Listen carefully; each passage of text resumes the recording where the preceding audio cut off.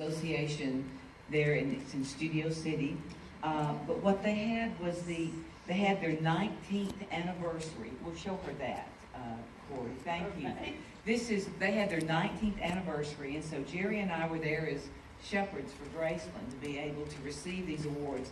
This award was to represent, the 6 films of Elvis's Western His Western films, okay. Yeah, his Western films. And so it was pretty cool that he was in the company with the guys from the Rifleman, Bonanza, the Waltons were there. These people were in their 80s and 90s and just sharing stories, wonderful stories of Elvis that they had experiences of being on sets with him. And then they showed like about 3.5 minutes clips from those 6 films, from Charo that you talked about. Of course, Jerry was Elvis's stand-in. Yes. He loves telling that story, so that was pretty cool. So they showed clips at the awards ceremony? Yes, they did cool. of that. And, so I was very honored to do that, and I'm going to hand this to you, that this can make a big difference, I think, because Elvis had not really been recognized in a big way, and they did this nationally for him. As Jerry and I both were saying at the table, he said, wouldn't Elvis have loved sitting here and just seeing how these everyday people were honoring him? So this was one of the awards, and I wanted you to have the original program with Elvis's picture on the cover, and inside everything. They recognized Graceland and how wonderful this is for his memory, and what you're doing such a wonderful job, Angie. And this was something, and I brought is there a letter over there with that one? This is so beautiful. I wanted you to see this, can you read that? It says, Elvis Presley, legendary music artist to the world, Golden Spirit superhero. And let me tell you what this is about. A gentleman that had a division of this for the Reel Cowboys is Mr. Valentino. And what he has done for the entertainment world is to recognize individuals that have made such a big contribution to humanitarian acts. And so everyone here that's in this room knows how Elvis felt about his beloved St. Jude Children's Research Hospital here, as well as other charities associated with the military, the sheriffs, and other organizations. So they wanted to honor him and his voice for this award. And so I have a letter. Is there a letter there? Yeah, a letter from Mr. Valentine that wanted you to have. Okay. It should have been on that table over there. I think you left it, yeah.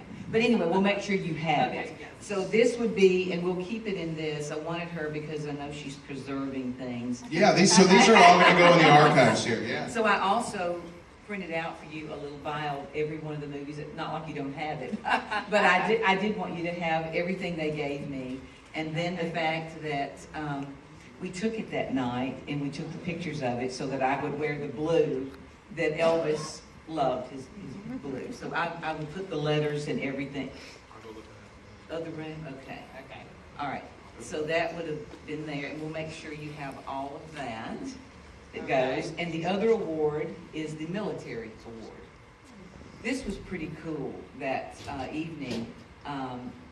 Everyone, and I know that this particular award was for his contributions in the Army. They had the color guard come.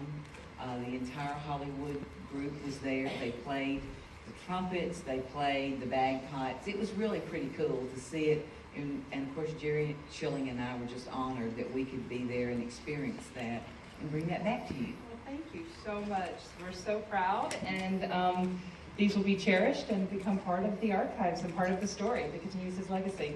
Thank you. Thank you. You know, and it was, yes, thank you. And growing up as I did, and I shared a little that evening, is when I was 16 years old, the first time I got to visit Graceland and meet Elvis Presley. My grandmother was Alice Hood. Minnie Mae was a Hood before she was a Presley. Okay, So that's my okay. grandmother. Okay. And so I got to come with her and hang out, and Elvis came sometimes with Uncle Vernon and to see, of course, their aunt, and make music on the front porch in a little place in northwest Alabama, in Russellville, Alabama. So it was an honor for me as a young girl and in college. And I know, can I tell a quick story? When we used to, I was in college, it was Florence State University then, And so I was getting to visit Graceland, and Charlie Hodge was staying there then. And so I'd asked him, would he ask Elvis if I could take something back from Graceland to the girls in the dorm? And he said, well, what in the world would you like to take back? I mean, if I took Elvis, well, I'd have been a big, I might have got a doctorate degree. But I said, you know, I've been thinking about it, and I'm majoring in advertising. So, and Elvis was proud, as Gigi can tell you, she's here today, that I was the first cousin to be graduating from college.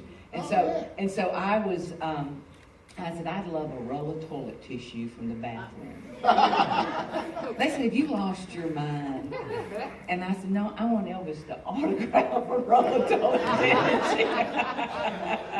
tissue. So we did have, that was a big joke. He did autograph the tissue. And so Charlie thought that they all had, everybody that knew him or knows it was practical. But it was funny that night, and I gathered that up, put that in my little car, and drove back. But I rolled that down the hallway in Rice Hall, and I was a big hero. I said, I know there's some two-ply somewhere on the wall that's got Elvis's name on it. But anyway, so thank you so much for letting me be a part of this. It's very special to meet a lot of you and I'm very proud of my family heritage. Thank you. Edie Hand, ladies and gentlemen. Well, now I gave one thing away and I gained 3. You get 3.